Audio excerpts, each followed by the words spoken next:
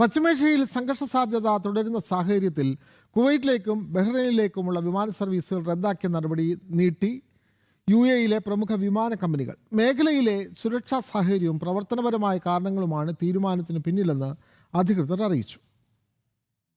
വ്യോമപാതകളിൽ ചില നിയന്ത്രണങ്ങൾ നിലനിൽക്കുന്നുണ്ടെങ്കിലും ഗൾഫ് മേഖലയിലേക്കുള്ള ഭൂരിഭാഗം വിമാന സർവീസുകളും സാധാരണ നിലയിൽ തുടരുകയാണ്.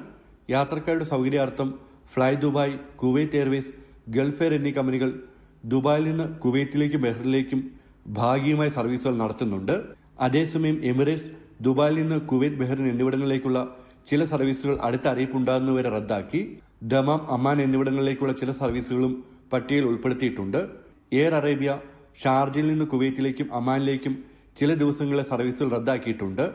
ബഹ്റിൻ, ദമാം റൂട്ടുകളിലും സർവീസ് ഷെഡ്യൂളിൽ മാറ്റം വരുത്തി. അതേസമയം മേഖലയിൽ നിലനിൽക്കുന്ന അനിശ്ചിതത്വത്തെ തുടർന്ന് നിരവധി അന്താരാഷ്ട്ര വിമാന കമ്പനികളും ഗൾഫ് രാജ്യങ്ങളിലേക്കുള്ള സർവീസുകളിൽ നിയന്ത്രണം തുടരുകയാണ്.